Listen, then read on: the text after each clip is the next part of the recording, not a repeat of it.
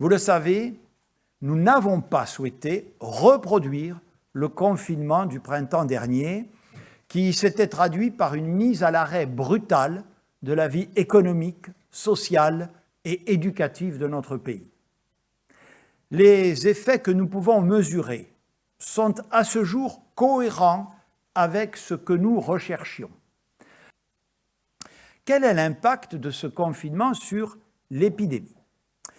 Nous constatons que l'évolution du nombre de nouvelles contaminations s'est ralentie depuis une semaine. Si l'on raisonne en moyenne sur 7 jours, nous observons une baisse de l'ordre de 16%.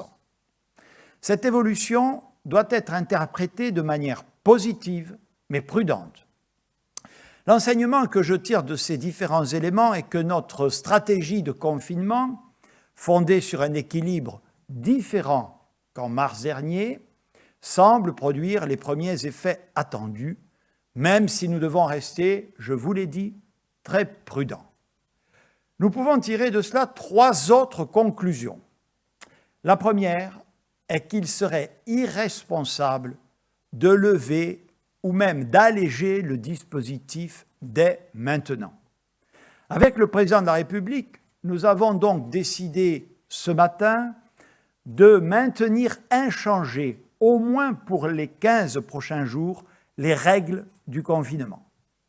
Les commerces fermés au titre du confinement le resteront donc encore pour 15 jours supplémentaires. Je sais ce qu'est l'angoisse des commerçants qui n'aspirent qu'à pouvoir travailler et sont très inquiets de ne pouvoir rouvrir assez tôt avant les fêtes de fin d'année. Notre objectif est bien de pouvoir y parvenir, mais ce moment n'est pas encore venu. Cette décision, je la prends en responsabilité.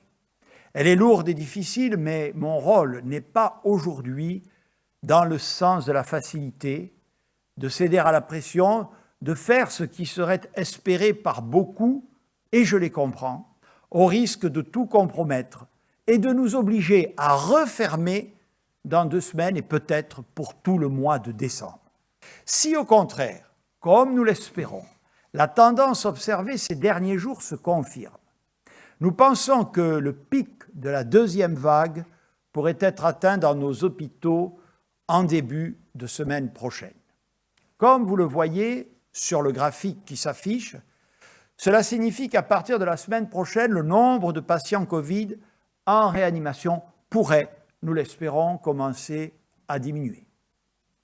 Ce serait une très bonne nouvelle, une première étape très importante, mais qui ne suffira évidemment pas pour que la pression sur le système hospitalier revienne à des niveaux supportables.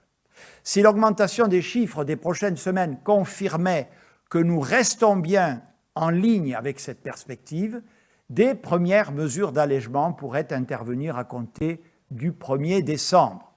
Mais elles seraient strictement limitées au commerce que nous avons dû fermer à partir du confinement, et leur réouverture ne pourrait s'envisager que sur la base d'un protocole renforcé que j'ai demandé au ministre compétent de concerter avec les professionnels et de soumettre aux instances scientifiques.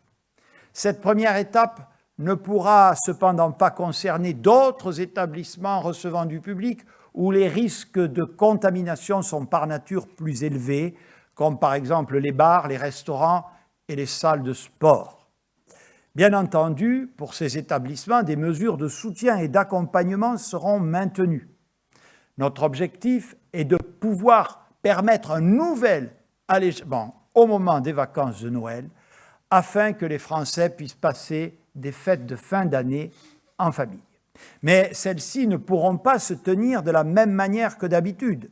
On pourra bien sûr se retrouver avec les siens, mais il ne serait pas raisonnable d'espérer pouvoir organiser de grandes fêtes à plusieurs dizaines de personnes, notamment pour le réveillon du 31 décembre.